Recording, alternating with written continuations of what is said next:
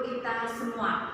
Nah, pada kesempatan kali ini kita bertemu lagi di mata kuliah Manajemen Operasional yang akan membahas mengenai perencanaan kapasitas dan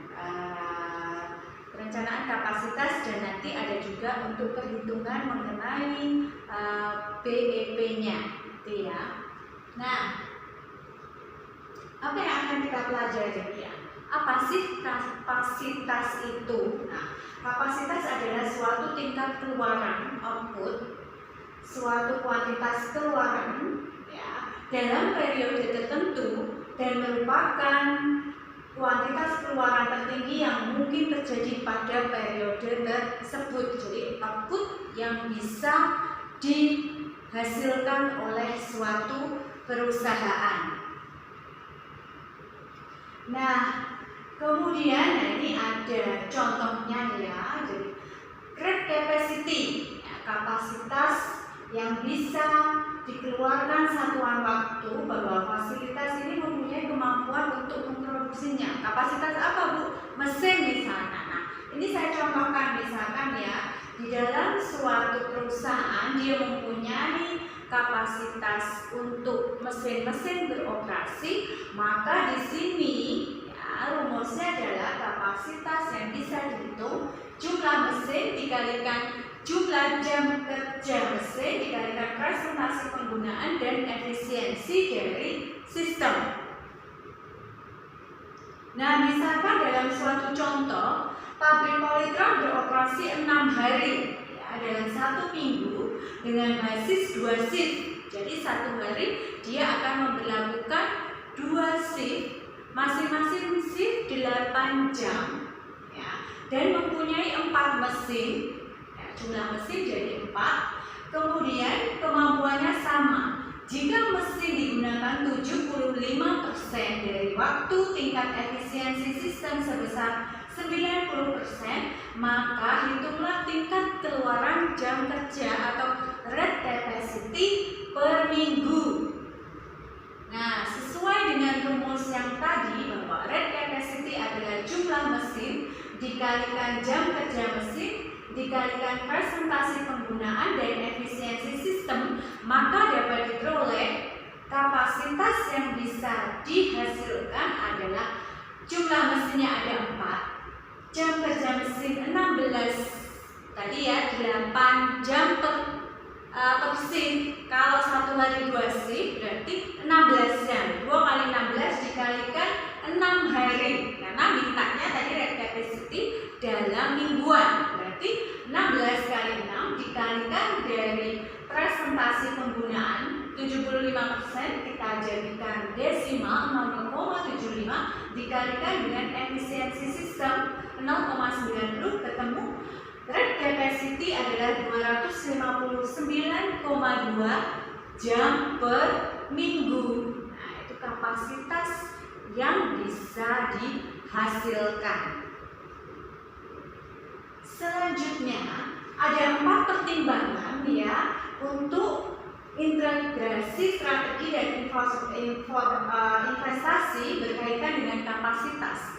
Yang pertama, peramalan permintaan harus akurat. Kita sudah belajar di bab ketiga tentang forecasting atau peramalan ya. Sebuah peramalan yang akurat ini hal yang paling utama untuk menentukan kapasitas. Manajemen harus mengetahui produk mana yang sedang ditambahkan dan mana yang sedang dihentikan, dan juga volume yang diharapkan. Berapa sih kita ingin memproduksi pada bulan ini, pada triwulan ini, dan seterusnya. Yang kedua, memahami teknologi dan peningkatan kapasitas.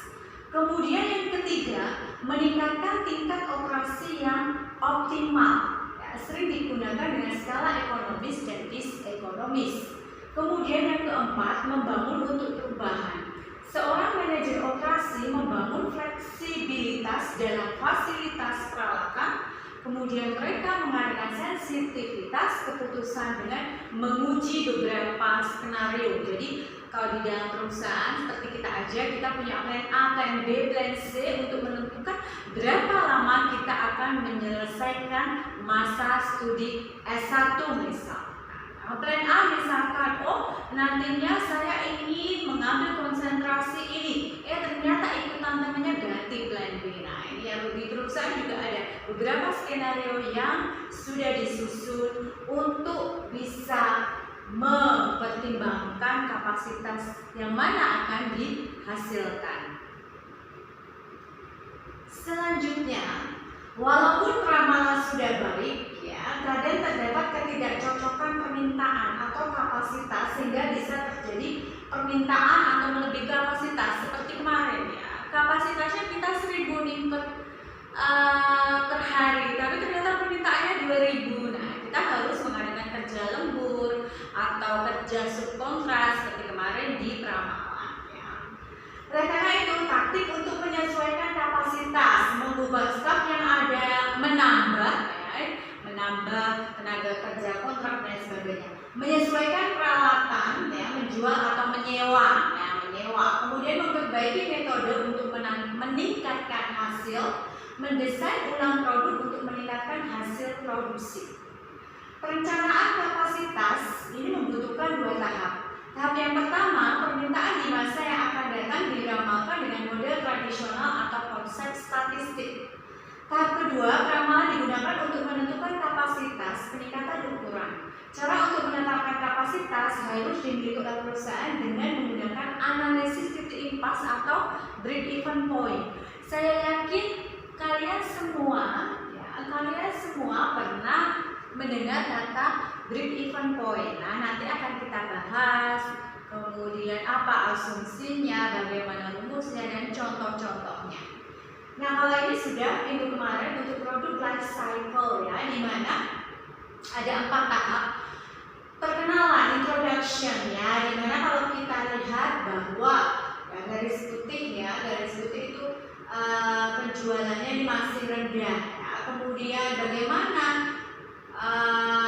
penjualannya kan masih rendah kuning, Kemudian yang putihnya ini tentunya penerimaan atau di sini labanya yang masih rendah di tahap yang pertama. Oke, bahkan bisa jadi di tahap pertama ini bisa loss sampai minus ke bawah di titik nolnya, kemudian ini di bawah karena belum ada pemasukan, belum ada yang beli produk kita. Di tahap growth sudah mulai semuanya naik, dari mulai tingkat penjualan, dari mulai tingkat labanya, net revenue atau di sini mulai naik nih Kemudian maturity. Nah, kalau maturity kemarin saya sampaikan ini sudah pada tahap perusahaan sudah mulai di titik jenuh jangan sampai turun di decline ini Nah, selanjutnya kita akan membahas perencanaan jangka pendek untuk kapasitas. Nah, waktunya adalah kurang dari 1 bulan. Perusahaan bisa apa nih untuk merencanakan kapasitas jangka pendek? Bisa meningkatkan jumlah sumber daya, penggunaan kerja lembur misalkan. Pada 1 bulan ini memang dibutuhkan karena permintaan semakin banyak. Kemudian penambahan rebu kerja, memberikan kesempatan secara part-time, subkontrak, kontrak kerja. Nah, itu bisa dilakukan oleh perusahaan.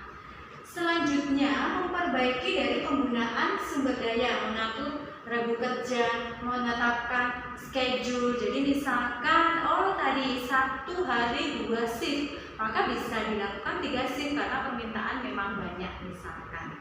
Kemudian memperbaiki permintaan, melakukan perubahan harga dan melakukan perubahan untuk promosi.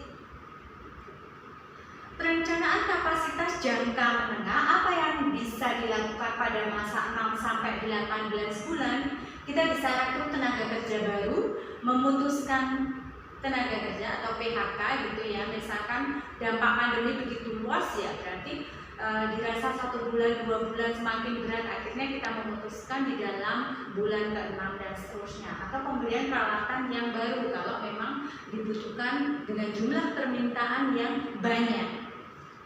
Selanjutnya jangka panjang lebih dari 1 tahun kita bisa melakukan strategi wait and see dan expansion. Wait and see misalkan 1 tahun pandemi belum berubah nih, 1 tahun bisa mampu kita atasi ya. Wait and see, kalau misalkan nanti bulan November akan ada vaksin, nah itu bisa menjadi angin segar untuk perusahaan dalam melakukan aktivitas bisnisnya. Itu baru wacana bahwa November ini akan mulai ada vaksin yang akan disebarkan ke sejumlah penduduk di Indonesia. Kemudian strategi expansion, yaitu kapasitas selalu melebihi atau di atas permintaan. Keuntungan tidak terjadi kekurangan produk dan memberikan pelayanan produk dengan cara menjamin produk di pasaran. Jadi kita makin banyak permintaan, ya kita makin banyak memproduksi. Nah, umumnya hal-hal yang harus diperhatikan, kita harus memperhatikan kapasitas bahan bakunya, jam kerja mesinnya, jam tenaga kerja, modal kerja, kapasitas permintaan. Nah, ini ya mengenai jam kerja mesin, berarti di sini harus ada maintenance supaya mesin itu bisa bekerja dengan baik, karena hampir semua di revolusi atau industri 4.0 mendekati 5.0 itu semua dilakukan dengan mesin. Berarti di sini maintenance mesinnya harus baik ya. Kemudian ya, jadi kita bisa menggunakan metode break-even point. Break-even point itu apa? Jadi saya yakin kalian semua pernah mendengar yang namanya titik balik impas, titik impas atau break-even point, di mana keadaan perusahaan tidak berada di untung atau rugi, balik modal. Nah, itu ya. Jadi di sini kita bisa lihat perusahaan ketika dia mengeluarkan modal 1 miliar, maka akan kembali berapa bulan atau kembali ketika perusahaan bisa menjual berapa unit. Nah, itu nanti bisa dihitung BEP secara unit dan secara rupiah. Nanti akan ada contohnya. Ya di sini ya, karena keadaan tidak pada kondisi untung atau rugi, berarti total revenue sama dengan total cost. Manfaat BEP adalah mengetahui tingkat produksi penjualan agar perusahaan tidak rugi. Jadi kita tahu, oh balik modalnya kapan. Oke. Nah, di sini asumsinya harga per unit tetap dan digolongkan 2, ada variable cost dan fixed cost. Bu, fixed cost itu apa, Bu? Biaya tetap. Biaya tetap maksudnya apa? Jadi biaya yang selalu konstan dibayarkan tiap satuan waktu, tiap bulan. Apa ya kalau di perusahaan biaya yang harus dibayarkan? Misalkan biaya gaji karyawan, ya, tiap bulan kan bayar nih, dapat gaji. Biaya listrik, ya, pasti selalu bayar. Kemudian biaya variabel itu adalah biaya yang terkadang dibayar, terkadang tidak. Tadi kalau fixed cost, biaya yang harus dibayarkan ya, biaya tenaga kerja tadi fixed cost, biaya listrik, biaya air, biaya telepon, asuransi, BPJS misalkan, itu kan dibayarkan setiap bulan. Kalau misalkan yang variable cost berarti hanya ketika perusahaan membutuhkan saja. Contohnya apa, Bu? Nah, misalkan tenaga kerja, untuk membayar tenaga kerja kontrak tadi, subkontrak. Jadi subkontrak kan bisa kita lakukan ketika kita memang memenuhi permintaan yang banyak, baru kita membayarkan. Kalau enggak ya stabil aja, kita enggak bayar subkontrak. Ya, atau misalkan biaya ketika kita sewa mesin, ya, ketika permintaan banyak kita sewa aja, Bu. Nah, itu baru masuk ke biaya variabel. Nah, selanjutnya ya, merupakan cara untuk menetapkan kapasitas yang harus dimiliki untuk mendapatkan keuntungan, ya, di mana tadi total revenue sama dengan total cost, biaya sama dengan pendapatan. Titik tersebut disebut titik impas. Perusahaan harus beroperasi di atas titik impas. Kalau ingin untung berarti dia harus lebih di titik impasnya. Ya, asumsinya mendasari titik impas adalah biaya dan pendapatan ditujukan dengan garis lurus sehingga berbentuk fungsi linear. Nah, ini grafiknya, jangan lupa besok kalau kalian menjelaskan mengenai grafik, ada soal grafik, tolong jelaskan break even point atau titik impas ke dalam grafik. Grafiknya ada di sini biaya dan volume. Nah, garis mendata konstan ini adalah biaya tetap atau fixed cost-nya gitu ya. Kemudian, nah ini adalah total revenue-nya, total penerimaan. Kemudian ini adalah total cost. Nah, titik BEP-nya di mana, Bu? Titik di mana total revenue bertemu dengan total cost. Nah, berada di titik ini. Ini adalah titik break even point. Ya, itu jadi keadaan di mana perusahaan tidak untung atau tidak rugi. Berarti kalau dia di atas titik ini berarti dia akan untung. Kalau di bawahnya dia akan rugi karena ini titik impasnya. Tadi dikatakan untung kalau dia berada jumlah unit yang diproduksi, jumlah rupiah ini harus berada di titik di atas titik impas. Kalau di bawah ya berarti ini akan rugi.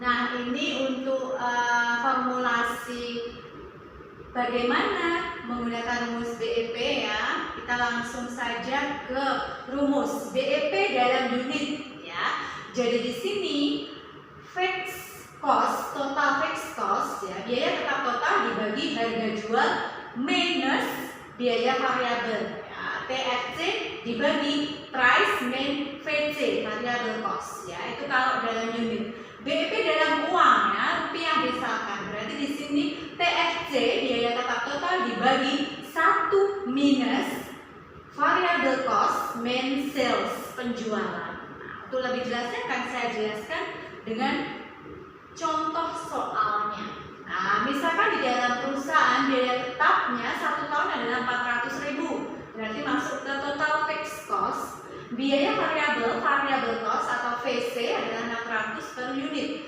Harga jual ini 1000 per unit. Hitunglah BEP.